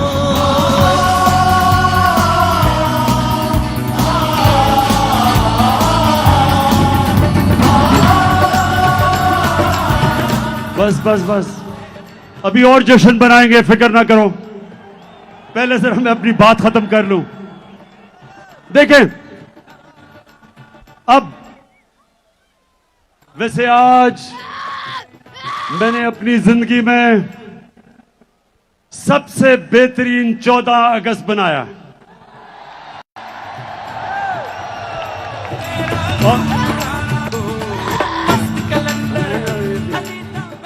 और मेरा दिल कह रहा है, पाकिस्तानियों, मेरा दिल कह रहा है कि जो इंशाअल्लाह अगली 14 अगस्त होगी, हम अपनी हकीकी आजादी ले चुके होंगे।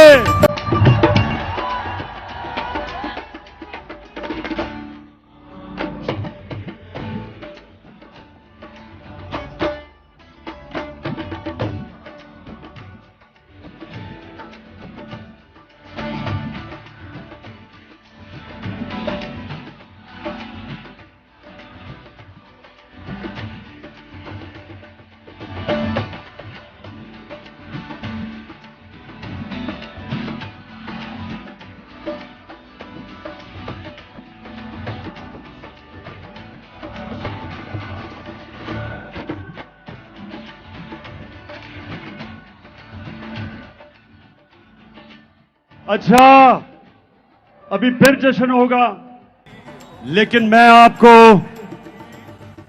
जो इस कौम के खिलाफ साजिश हो रही है वह मैं पहले वो साजिश बताऊंगा और उसके बाद बताऊंगा कि हमने कैसे इस साजिश को खत्म पाश पाश करना है।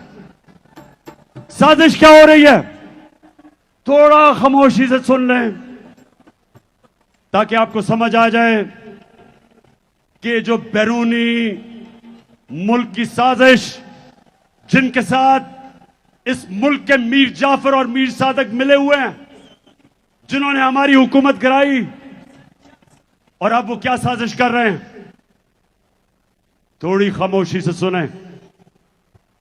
पहले उन्होंने हमारी हुकूमत कराई, इनका ख्याल था कि लोग मिठाइयां बांटेंगे, कौम सड़कों पे आ गई, करोड़ों लोग पाकिस्तान की सड़कों पे निकले। सारों ने निकल के कहा कि ये जो तुमने साजिश की है और हमारे मुल्क के ऊपर इस मुल्क के बड़े बड़े डाकुओं को मुसल्लत किया है, कौम सड़कों पे निकलाई। इन्होंने फिर आपके सामने लोगों के ऊपर खौफ तारी करने की कोशिश की। 25 मई को इन्होंने औरतों को आपने देखा घरों में घुस घुस के डराया, 3 लोग शहीद हुए। इन्होंने समझा कि अब लोग डर के सहम गए, लेकिन जब पंजाब के बाय इलेक्शन आए, कौम सड़कों पर निकलाई। धांधली के बावजूद हमने इनको शिकस्त दी, फेंटा लगाया। जिस तरह वाहिद कप्तान था मैं जो हिंदुस्तान में गया और हिंदुस्तान के एम्पायरों के बावजूद हिंदुस्तान को फेंटा लगा के आया।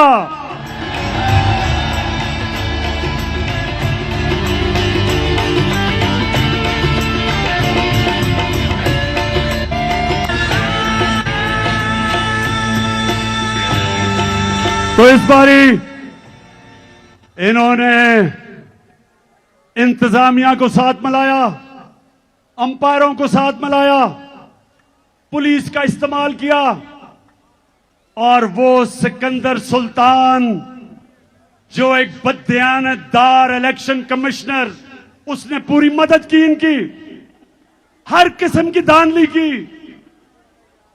और सिकंदर सुल्तान वो तो एक बुज़दिल आदमी है, उसको तो पीछे से एक बूट पड़ा, इसलिए उसने एक जूता पड़ा तो उसने पूरी मदद की। इस सारे के बावजूद अवाम, कभी बाय इलेक्शन में ऐसे अवाम नहीं निकली। लाहौर के लोगों, मैं खास तौर पे तो आपको सलाम करता हूं कि आपने बुरी तरह शिकस्त दी इनको। उसके बाद इन्होंने एक नया प्लान बनाया जो मैं आप सबके सामने रख रहा हूं। प्लान यह बनाया है कि इमरान खान के खिलाफ केसेस करो, इलेक्शन कमीशन में तोशाखाना का केस, फंडिंग का केस, किसी तरह इसको डिस्क्वालीफाई करो और इसको डिस्क्वालीफाई करके उधर से नवाज शरीफ को बुलाओ, वो भगौड़े को बुलाओ जो झूठ बोल के बाहर भागा हुआ है, और फिर कहो कि देखें हम इमरान खान को भी लड़ने देंगे और नवाज शरीफ को भी अगर उसका जो बैन है वो हटाया जाए। जो भी ये साजिश कर रहे हैं कान खोल के सुन लो, इमरान खान कोई डील नहीं करने लगा।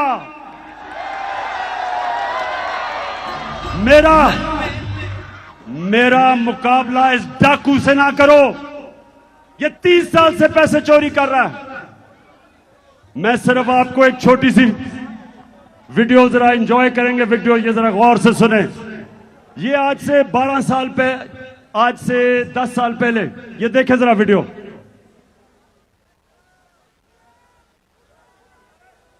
चलो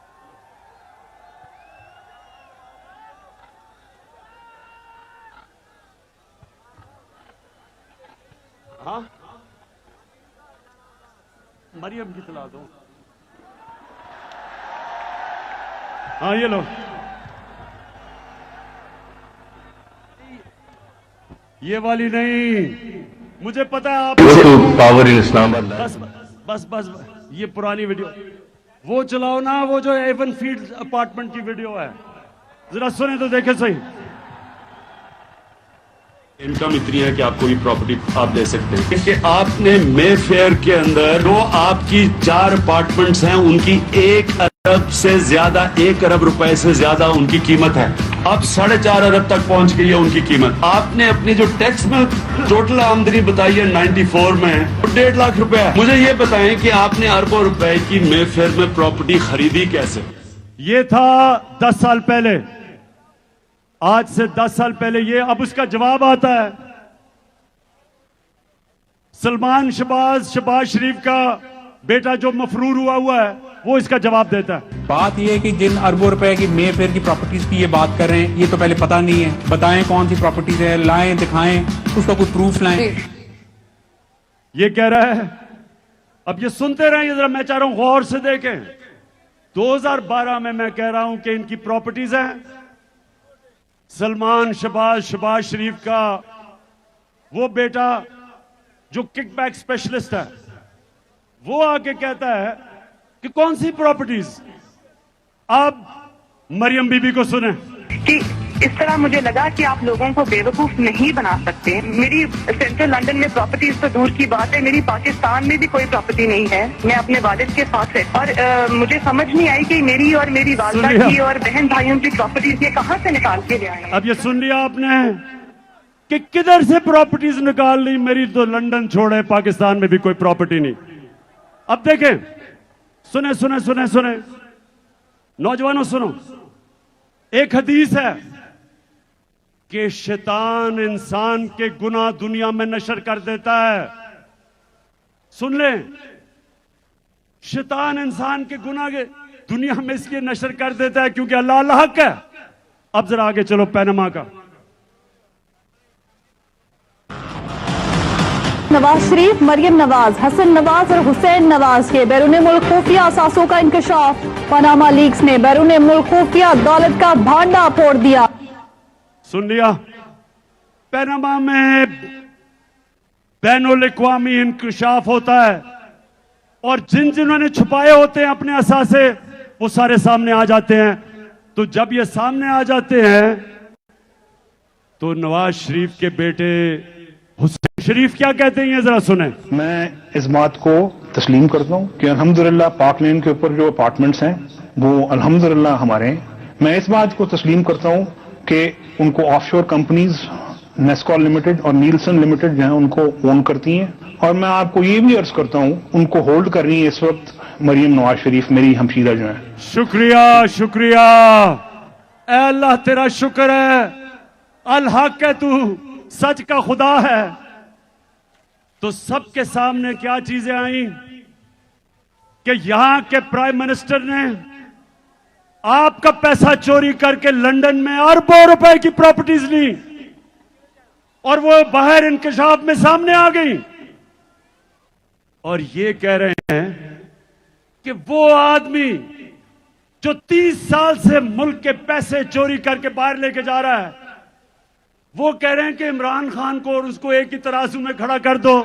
मैं तो 20 साल बाहर कमाई की, सारे पैसे बैंकिंग चैनल से सब कुछ बेच के, सारा मेरा जीना मरना पाकिस्तान में है।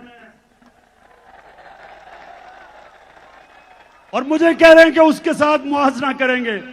तो साजिश पहली ये कि नवाज शरीफ को लाने की कोशिश है।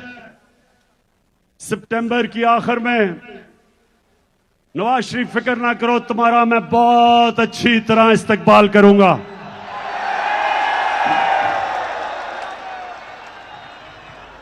साजिश, एक मिनट है, साजिश दूसरी कि इमरान खान के ऊपर केसेस करो, किरदार कुशी करो। ये वो जो टीवी स्टेशन लिफाफों वाले, पैसे लेके जमीर बेचने वाले, उनके जरिए इमरान खान की किरदार कुशी करो, उसको बुरा भला करो, उसको डिस्क्वालीफाई करो, और फिर वो टीवी चैनल जो इमरान खान का मौकफ पेश करती हैं उनको बंद करो, ARY को बंद करो। ARY को किस लिए बंद किया भाई? ARY का क्या कसूर था? उसको क्या पता था कि शहबाज गिल क्या कह देगा प्रोग्राम में?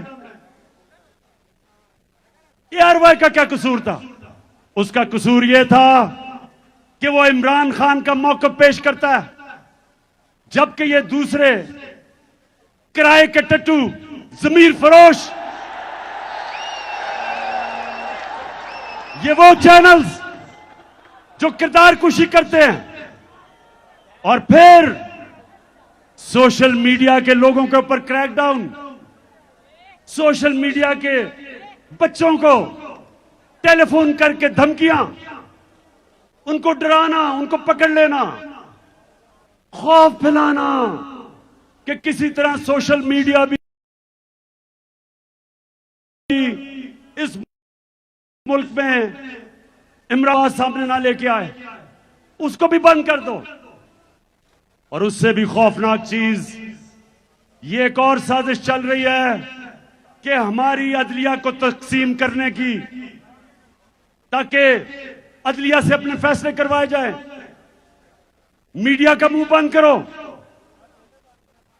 अदालतों को तकसीम करो, मुल्क में खौफ फैलाओ, इमरान खान की आवाज बंद करो, और फिर इन चोरों को, डाकुओं को हमारे ऊपर मुसल्लत करो जो बैरूनी एजेंडा है। और इससे एक और बहुत खौफनाक गेम चल रही है कि इमरान खान और फौज के बीच में, तहरीक इंसाफ और फौज के बीच में आपस में लड़ाई करवाई जाए, आमना सामना करवाया जाए।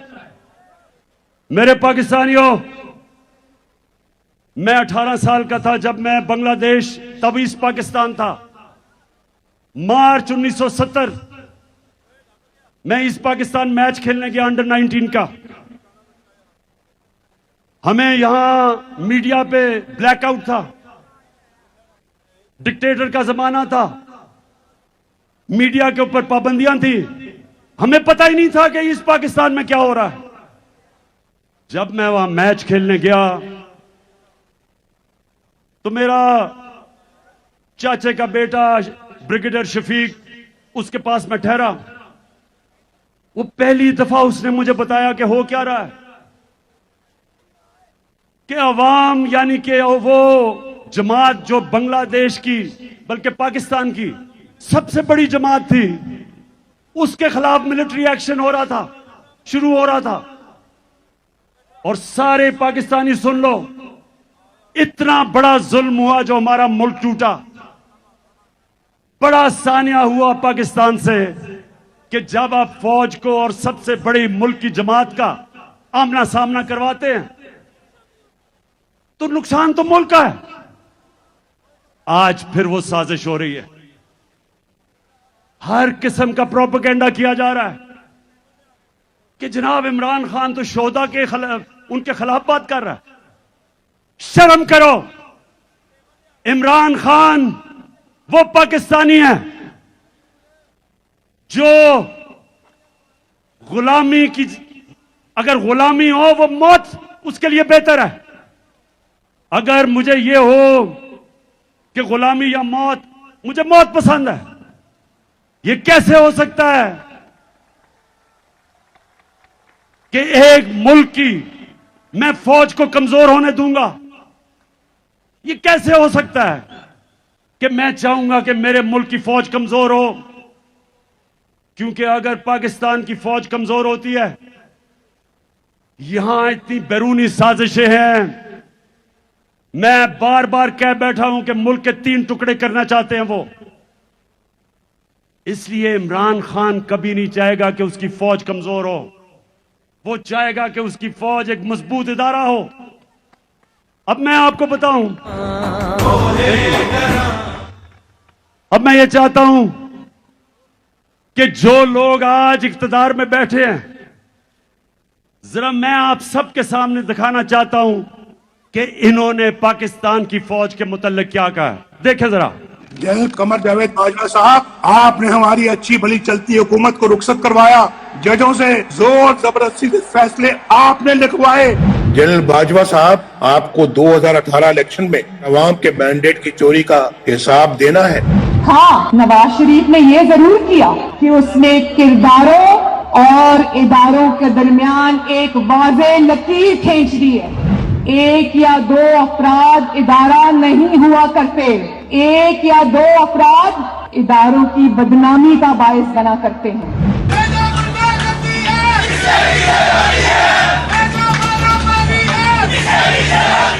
तुम हमें सियासत बतलाते हो, अपने हुदूद में रहो।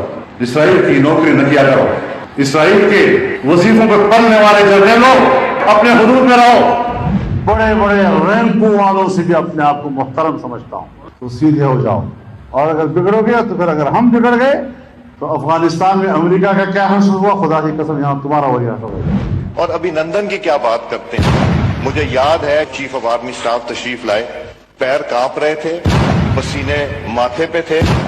दफा के लिए ये पूरी इंप्यूनिटी के साथ अपना सीना चौड़ा करके डिफेंस बजट को क्लेम कर रहे हैं और मांग रहे हैं कौम से। कौम की हड्डियों से गोश्त तक जो है इन्होंने निचोड़ लिया है और उतार लिया है। ये सुन लिया, ये आज हमें गद्दार कह रहे हैं, ये चूहे हमें गद्दार कह रहे हैं। अब मैं सिर्फ एक आपको बताना चाहता हूं कि मैंने अपनी फौज के मुतालिक क्या कहा। ये देखें, जो फौज का इदारा है कभी इसके खिलाफ बात ना करें, क्योंकि फौज एक ऐसी चीज है जो अगर हमारी फौज ना होती तो ये मुल्क में नहीं रहना था।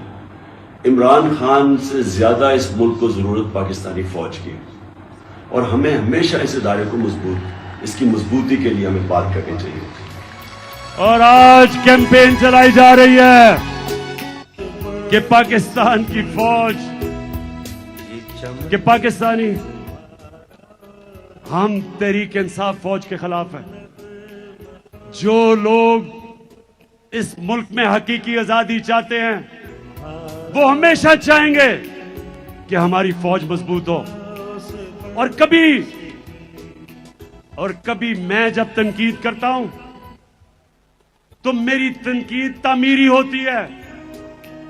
जिस तरह एक बाप अपने बच्चों के तनकीद करता है उनकी इस्लाह करने के लिए, मेरी इस तरह की तनकीद नहीं होती इन चोरों की तरह, जिनके एजेंडा कुछ पैसे बाहर पड़े, बाहर के लोगों की गुलामी करने वाले, पैसे की बुत की पूजा करने वाले, जिनके बच्चे बाहर, पैसे बाहर, ईदें बाहर, शॉपिंग बाहर, इलाज बाहर, और वो मुझे कह रहे हैं कि जनाब इमरान खान गद्दार है।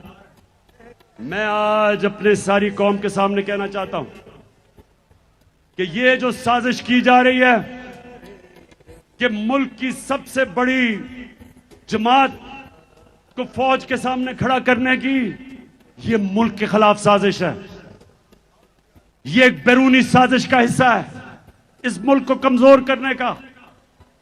ये जो चोरों को ऊपर बिठाया था बैरूनी साजिश के तहत, ये मुल्क को कमजोर करने के लिए चोरों को ऊपर इसलिए लेके आए थे कि इनसे जो भी कहें करवा सकते हैं। तो मेरे पाकिस्तानियों,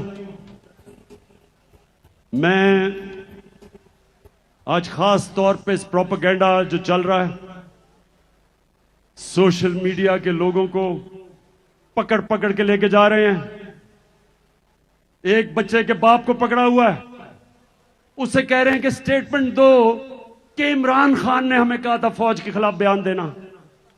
ये हो रहा है आज। तो मैं आज आपके सामने ऐलान करना चाहता हूं कि मेरा आज अगला लाएअमल क्या है। सबसे पहले मैंने फैसला किया अब कि अपनी आवाम में निकलने का। मैं अपने लोगों के पास जाऊंगा,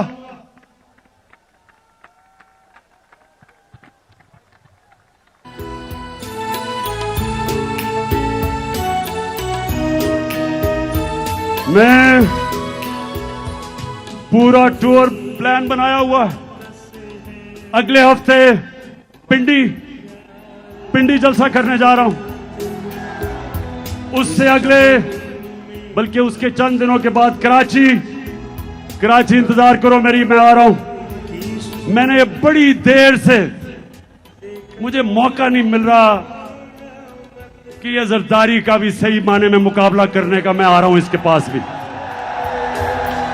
ये पाकिस्तान का बड़ा लुटेरा जिसने जो जुल्म किया है सिंध की आवाम से, जो गुलाम बनाया हुआ है इसने सिंध के लोगों से, उन बेचारों के ऊपर FIRs, गुंडों से मार पड़वाना, जेलों में डालना, उनका पैसा खा जाना, जहालत में रखना, और सिर्फ इसलिए कि सिंध का पैसा लूट के ये बाहर ले जाए। तो इंशाअल्लाह सिंध में आपके पास भी आ रहा हूं। सखर का भी मेरा प्लान है। हैदराबाद आ रहा हूं, इस्लामाबाद जा रहा हूं, पेशावर तैयार हो जाओ, उधर भी आ रहा हूं, मर्दान आ रहा हूं, अटक का मेरा प्लान है, उस एबटाबाद, उसके बाद मुल्तान, फिर बावलपुर, फिर सरगोदा, झेलम, गुजरात, फैसलाबाद और गुजरांवाला, और आखिर में कोयटा। आपको भी नहीं मैं भूला, उधर भी आ रहा हूं मैं।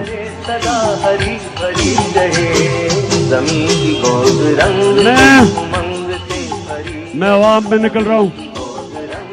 मैं सारी अपनी अवाम को तैयार कर रहा हूं। हमारी हकीकी आजादी की जंग अपने आखिरी और फैसला कुन मरहले पे है। मेरी कौम तैयार हो जाओ। मैंने अपनी सारी पार्टी, उनकी सारी तंजीमें, सबको मैंने पैगाम पहुंचा दिया कि आप तैयारी करें। एक मैं टाइगर फोर्स बना रहा हूं नौजवानों का, और उसमें हमारी बेटियां होंगी, नौजवान होंगे। जिस तरह तहरीक पाकिस्तान में मेरी वालदा और उनकी जनरेशन ने, तहरीक पाकिस्तान में जिस तरह वो घर घर निकली, मैं आज अपनी सारी कौम को कह रहा हूं कि हमारी बेटियां, हमारे नौजवान तैयार हो जाओ। आपने घर घर जाना है। मेरी हकीकी आजादी का पैगाम घर घर लोगों के पास लेके जाना है। आपने लोगों को बताना है कि किसी चीज से आपने नहीं खौफजदा होना। ये आपको डराने की कोशिश करेंगे, जिस तरह इन्होंने 25 मई को की। ये हर किस्म का खौफ आप में पैदा करेंगे। जब तक आपका कप्तान खौफजदा नहीं, तो आपको किसी से डर है? खुदा करे, खुदा करे, खुदा करे, खुदा करे सदा हरी भरी रहे जमीन की गोद रंग से, उमंग से भरी रहे जमीन की गोद रंग से। तो फिर से आखिर में, अच्छा मैं पाकिस्तानियों सुनो आखिरी मेरी बात।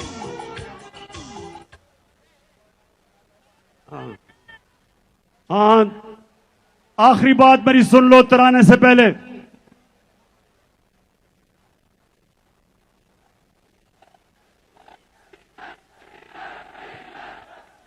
बता हुआ नजर में गुलाब था छुपा हुआ। आपको मुझे ये बताएं, डीजल बार बार आपको क्यों याद आ जाता है? वैसे इन तीनों की जब इन तीनों की शक्लें नजर आई साथ साथ, थ्री स्टूजेस की, जरदारी, चेरी ब्लॉसम और डीजल,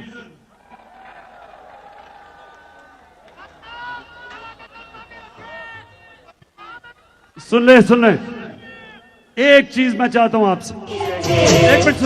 एक मिनट। कायदे आजम से जब किसी ने पूछा, कायदे आजम के बड़े बुरे दिन थे 1937 में, एक सीट जीते वो, बड़ी आराम की जिंदगी गुजारे थे लंदन में, वहां से वापस आए। इलामा इकबाल ने उन्हें कहा था कि मुसलमानों की आपके बगैर लीडरशिप नहीं आती। तो कायदे आजम जब वापस आए तो एक सीट मिली। उनका लंदन से एक दोस्त मिलने आया, कहता आप इतनी आशी की आराम की जिंदगी गुजार रहे थे, तो क्या आपको अफसोस नहीं हुआ कि सब छोड़ के और इधर आए और देखें इतना बुरा रिजल्ट है? तो पाकिस्तानियों ये गौर से सुने, आजम ने जवाब दिया, ये गौर से सुने। उन्हें अपने दोस्त को कहा कि मैं सिर्फ एक चीज चाहता हूं, जब मैं अपने अल्लाह के पास जाऊंगा, मैं सिर्फ अपने अल्लाह से एक चीज सुनना चाहता हूं। और उन्होंने अंग्रेजी में यह कहा कि मैं अल्लाह से यह सुनना चाहता हूं कि अल्लाह मुझे कहे कि वेल डन मिस्टर जुना, यू ट्राइड योर बेस्ट। जिना साहब के शाबाश जिना, तुमने अपनी कौम के लिए पूरी कोशिश की। तो मैं जब अपने अल्लाह के पास जाऊंगा, मैं उससे एक चीज सुनना चाहता हूं, मैं सिर्फ उससे एक चीज सुनना चाहता हूं कि मेरा अल्लाह मुझे यह कहे कि शाबाश इमरान, सुने कि तुमने हमारे नबी सल्लल्लाहु अलैहि वसल्लम की उम्मत को ला इलाहा इल्लल्लाह का मतलब समझा दिया।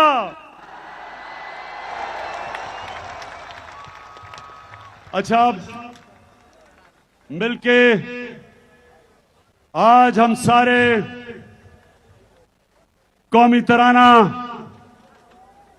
14 अगस्त को हम इस्तकबाल करते हुए गाएंगे। किधर है? इधर आओ। सलमान ऊपर आ।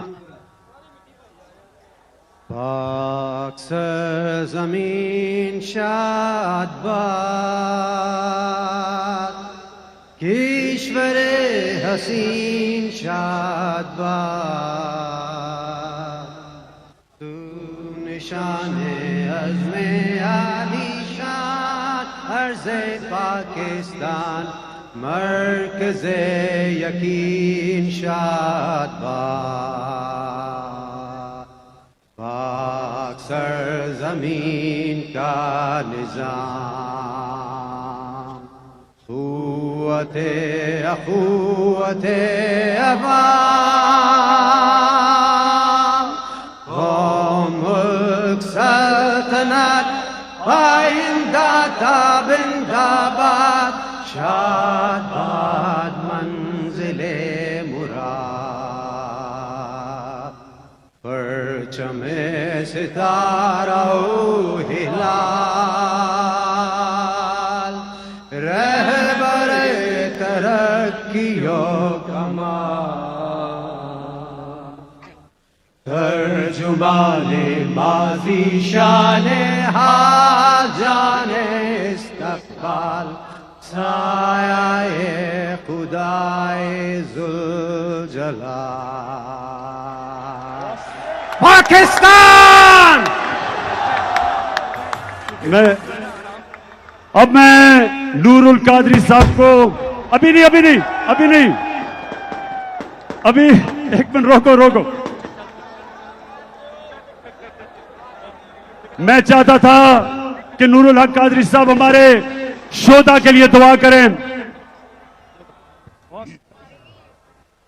कायद मिल्लत इस्लामिया इमरान खान का हुक्म है कि इस आधी रात को पाकिस्तान की आज़ादी से लेकर आज के हकीकी आज़ादी तक जितने शुहदा है हम सब अपनी बंदगी और आजिज़ी के हाथ मौला कुद्दूस के हाथ उठाएं और दुआ करें कि मेरे रब्बे जुल जलाल हमारे इस प्यारे महबूब वतन पाकिस्तान की हिफाजत फरमा।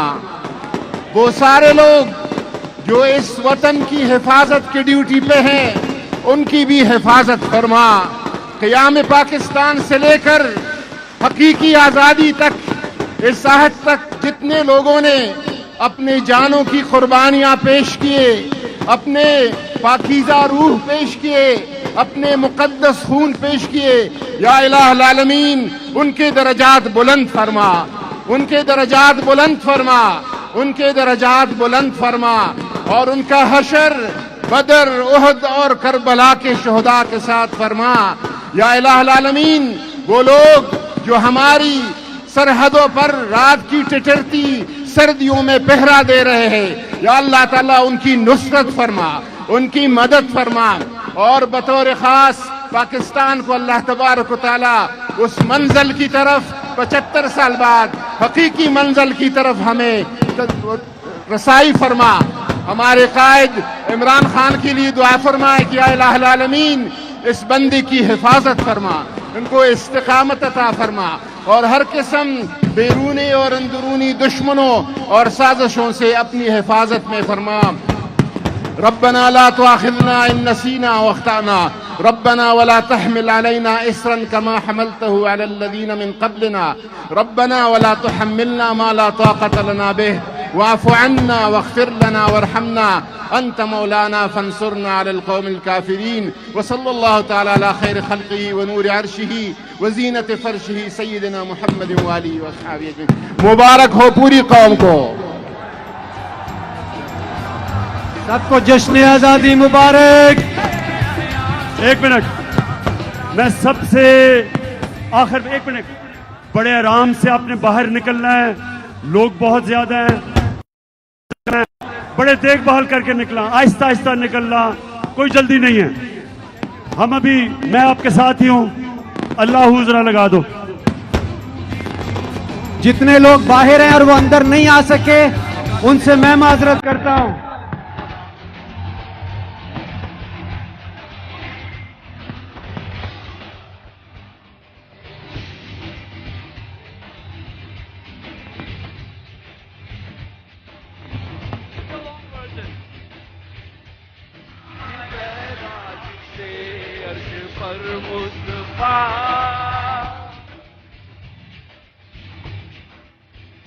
I am